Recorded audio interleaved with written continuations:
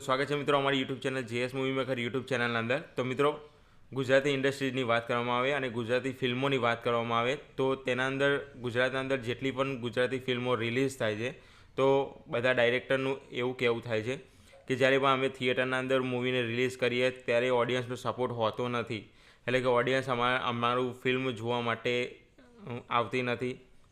ઘણા બધા એવા પ્રશ્નો ઊભા થતા હોય છે। તો 2024ના અંદર ઘણી બધી એવી ફિલ્મો આવી હતી અને 2025ના અંદર પણ સારામાં સારી મૂવી આવી છે અને સારામાં સારા ડાયરેક્ટરો સારામાં સારી મૂવી રિલીઝ કરી રહ્યા છે।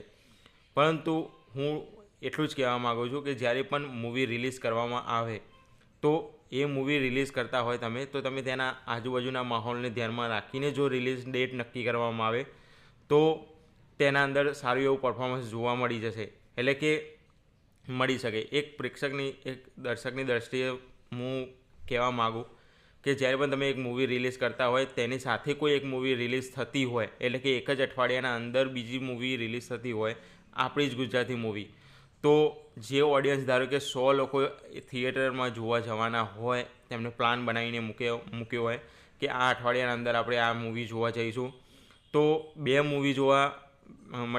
મૂવી રિલીઝ થઈ હોય તો તેના અંદરથી તેનો હિસ્સો 50% થઈ જાય અથવા 70% થઈ જાય અથવા 30% પેલામાં ઘટી જાય અથવા 70% પેલામાં વધી જાય।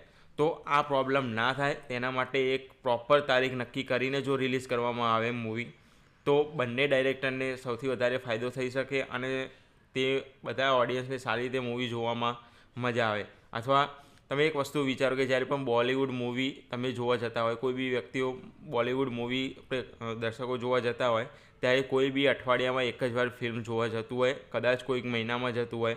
આ તો આપણી ગુજરાતી ફિલ્મની વાત રહી। તો એવું તો શક્ય હોતું જ નથી કે તમે જે તારીખે રિલીઝ કરી હોય, બે ફિલ્મ રિલીઝ કરી બે ફિલ્મ સવારે 10 વાગે જોવે, બપોરે 12 વાગે બીજી ફિલ્મ જોવે, એવું તો શક્ય બનતું જ નથી। એટલે કે ઓડિયન્સ તેના અંદરથી સૌથી વધારે કપાઈ જાય। ઓડિયન્સને બધું જ જોવું છે અને જો તમે ઓડિયન્સને એમને શું જોવે છે એ તમે જો આપશો તો ઓડિયન્સ ઓટોમેટિક થિયેટરના અંદર તમને જોવા મળી જાય। મિત્રો આ તો હતી એક ટાઈમિંગની વાત હતી કે જે એક જ ટાઈમિંગના અંદર જો મૂવીને રિલીઝ કરવામાં આવે, મને કોઈ એવો આઈડિયા નથી કે ક્યારે રિલીઝ કરતા હોય, કઈ ડેટ નક્કી કરતા હોય, પરંતુ એમને ખબર જો પડી જાય કે આ તારીખે રિલીઝ થવાનું છે તો કોઈ એક ડાયરેક્ટરે એની ડેટ લંબાવી શકાય। જો બોલિવૂડમાં ડેટ લંબાવી શકાતી હોય તો એ જ વસ્તુ મતલબ ગુજરાતી ફિલ્મોમાં પણ થઈ શકે, એ વસ્તુ શક્ય છે, 100% છે। હાલ અત્યારે 2024ની વાત કરવામાં આવે તો સારી સારી મૂવીઓ ગઈ અને 2025માં પણ સારી મૂવી આવવાની છે। તો જાન્યુઆરીની વાત કરવામાં આવે તો 17 જાન્યુઆરી એટલે કે કાલે જ બે ફિલ્મો રિલીઝ થઈ।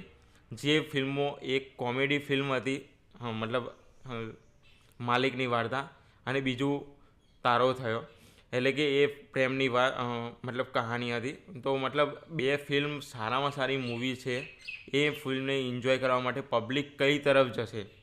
જો ઓડિયન્સ મતલબ વધારે પ્રેમવાળી વાર્તા કેવી રીતે જોવા જવાની હોય તો તે બાજુ ખેંચાશે અને કોમેડીવાળી વાર્તા જોવાની ઈચ્છતા હોય તો મતલબ બીજી સાઈડ ખેંચાશે।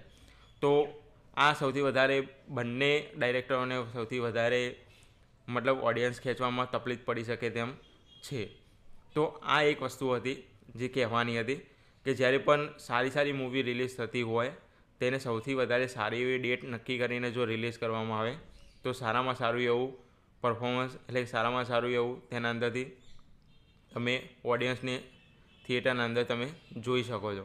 તો આ એક મારો વિચાર હતો જે તમને જણાવ્યો। તો મિત્રો આશા છે કે તમને વિડીયો પસંદ આવ્યો છે। જો વિડીયો પસંદ આવ્યો હોય તો લાઇક, શેર અને સબસ્ક્રાઈબ કરવાનું ભૂલતા નહીં।